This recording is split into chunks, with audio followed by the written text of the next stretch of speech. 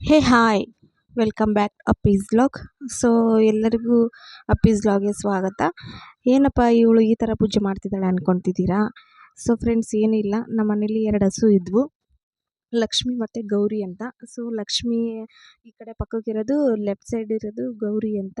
So ಅದು ಅವರ ಅಮ್ಮ ಬಂದ್ಬಿಟ್ಟು ಲಕ್ಷ್ಮಿ ಅಂತ. ಅದನ್ನು ನಾವು ಇವತ್ತು ಕೊಡ್ತಾ ಇದ್ದೀವಿ. ಅಂದರೆ ಬೇರೆಯವ್ರು ಸಾಕೊಳ್ತಾ ಇದ್ದಾರೆ, ನಾವು ಯಾರಿಗೂ ಕಡಿಯೋಕ್ಕೆ ಆ ಥರ ಏನಕ್ಕೂ ಕೊಡೋರಲ್ಲ. ನಾವು ಮುಸ್ಲಿಮ್ಸರಿಗೆ ಕೊಡಲ್ಲ. ಸೊ ಸಾಕೊಳ್ಳೋದಕ್ಕೆ ತಗೊಂಡು ಹೋಗ್ತಿದ್ದಾರೆ. ಸೊ ಅದೆಲ್ಲ ಒಂದು 4 ಸೂಲಿಂದು ಆಗಿತ್ತು. ಸೂಲು ಅಂದರೆ ಮೀನ್ಸ್ 4 ಕರುಗಳನ್ನು ಹಾಕಿ 3 ಕರುಗಳನ್ನು ಹಾಕಿತ್ತು. ಇದು 4ನೇ ಕರು. ಹಾಗಾಗಿ ಪಾಪು ಹಾಕೋದಕ್ಕೆ ಇನ್ನೊಂದು 20 ದಿವಸ ಇತ್ತು. ಸೊ ಹಾಗಾಗಿ ಮತ್ತೆ ನೋಡ್ಕೊಳೋರಿಲ್ಲ, ನಮ್ಮ ಪಪ್ಪ ಇಲ್ಲ. ನಮ್ಮ ಪಪ್ಪ ಇದ್ದಿದ್ರೆ ಯಾವುದೇ ಕಾರಣಕ್ಕೂ ಸೇಲ್ ಮಾಡೋಕ್ಕೆ ಕೊಡ್ತಾನೆ ಇರಲಿಲ್ಲ. ಸೊ ನಾವೇ ಇಬ್ಬರು ಹೆಣ್ಮಕ್ಳು ಆದ್ದರಿಂದ ಮಾಡೋಕ್ಕೆ ಸ್ವಲ್ಪ ಕಷ್ಟ ಆಗ್ತಿತ್ತು. ಸೊ ಹಾಗಾಗಿ ಕೊಡ್ತಾಯಿದ್ದೀವಿ ಫ್ರೆಂಡ್ಸ್. ಅದು ಹೋಗೋಕ್ಕೆ ಇಷ್ಟನೇ ಇದ್ದಿಲ್ಲ ಫ್ರೆಂಡ್ಸ್. ಭಾಳ ಅಂದರೆ ಭಾಳ ನನಗಂತೂ ನಮ್ಮ ಮನೆಯಲ್ಲಿ 2 ಮಂದಿ, ನಮ್ಮ ಮನೇಲಿ 2 ಜನ ಇದ್ದಂಗಿತ್ತು ಅವು 2.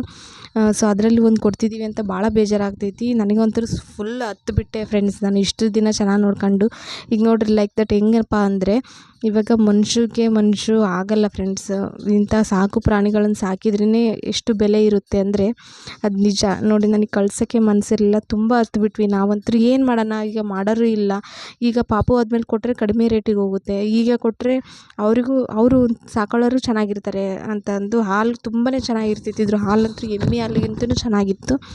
ಸೊ ಹಾಗಾಗಿ ಅವರು ಕೂಡ ಸಾಕೊಳ್ತಾರೆ, ನಾವು ಚೆನ್ನಾಗಿ ನೋಡ್ಕೊತೀವಿ ಅಂತ ಅಂದರು. ಸೊ ಹಾಗಾಗಿ ಕೊಟ್ವಿ ಫ್ರೆಂಡ್ಸ್. ತುಂಬಾ ಒಳ್ಳೆ ಆಕಳ, ಒಂಚೂರು ಒದಿಯಲ್ಲ, ಏನಿಲ್ಲ. ಸೊ ಅದಕ್ಕೆ ಹೋಗೋಕ್ಕೂ ಮನಸ್ಸಿದ್ದಿಲ್ಲ. ಏನು ಮಾಡೋದು, ಕೊಡಲೇಬೇಕಾದ ಸಂದರ್ಭ ಬಂತು ಫ್ರೆಂಡ್ಸ್. ಆಗ ಕೊಡ್ತಾಯಿದ್ದೀವಿ. ಈಗಿನ ಕಾಲದಲ್ಲಿ ಮನುಷ್ಯಗೆ ಬೆಲೆ ಇಲ್ಲ, ನಾವು ಸಾಕ್ತೀವಲ್ಲ ಅಂಥ ಪ್ರಾಣಿಗಳಿಗೆ ಜಾಸ್ತಿ ಬೆಲೆ. ನಾನಂತೂ ಫುಲ್ಲು ಹತ್ಬಿಟ್ಟೆ ಫ್ರೆಂಡ್ಸ್. ನಾನು ಸಖತ್ ಹತ್ಬಿಟ್ಟೆ ಅಂದರೆ ಅದಕ್ಕೆ ಹತ್ತಕ್ಕೆ ಆಗ್ತಾ ಇರಲಿಲ್ಲ ಫ್ರೆಂಡ್ಸ್.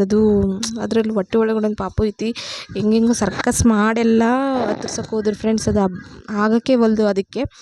ಸೊ ಹಾಗಾಗಿ ನೆಕ್ಸ್ಟ್ ಏನಪ್ಪ ಅಂದರೆ, ಅದು ಹತ್ತೋಕ್ಕೆ ಅಂದ್ರೂ ಆಗ್ತಾನೆ ಇರಲಿಲ್ಲ, ಭಾಳ ಜುಲ್ಮಿಂದನೇ ಮಾಡೋದು.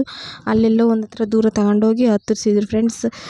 ಅದಕ್ಕೆ ಹೇಳೋದು, ನಮ್ಮ ಮನೆಯಲ್ಲಿರೋವಂಥ ಪ್ರಾಣಿಗಳನ್ನು ತುಂಬ ಚೆನ್ನಾಗಿ ಸಾಕೋಬೇಕು ಅಂತ ಹೇಳೋದು. ನಾಯಿ ಆಗಲಿ, ಹಸು ಆಗಲಿ, ಯಾವುದೇ ಕಾರಣಕ್ಕೂ ಬೇರೆಯವ್ರು ಸಿಟ್ಟು ತಗೊಂಡೋಗಿ ಅದ್ರ ಮೇಲೆ ಹಾಕೋದು, ಅದನ್ನೆಲ್ಲ ಮಾಡಬಾರ್ದು ಫ್ರೆಂಡ್ಸ್. ದಯವಿಟ್ಟು ಹೇಳ್ತಾ ಇದ್ದೀನಿ. ನಮ್ಮ ಪ್ರಾಣಿಗಳನ್ನು ನಾವು ಚೆನ್ನಾಗಿ ನೋಡ್ಕೊಂಡ್ರೆ ಅವು ನಮಗೆ ಚೆನ್ನಾಗಿ ಕೊಡ್ತವೆ. ಇದು ನಾವು ಇಷ್ಟು ಚೆನ್ನಾಗಿ ನೋಡ್ಕೊಂಡಿದ್ದಕ್ಕೆ ನಮಗೆ ಎಷ್ಟು ಚೆನ್ನಾಗಿ ಹಾಲು ಕೊಡ್ತು.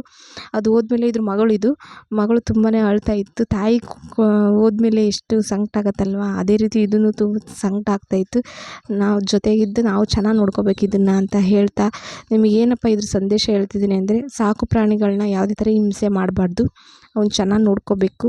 ನಾವು ಚೆನ್ನಾಗಿ ನೋಡ್ಕೊಂಡ್ರೆ ಅವು ಕೂಡ ನಮ್ಮನ್ನು ಚೆನ್ನಾಗಿ ನೋಡ್ಕೊತವೆ ಅಂತ ಎಷ್ಟು ಹೇಳ್ತಾ, ಯಾರೆಲ್ಲ ನಾನು ವ್ಲಾಗ್ ನೋಡ್ತಿದ್ರೆ ಪ್ಲೀಸ್ ಲೈಕ್, ಶೇರ್, ಕಮೆಂಟ್.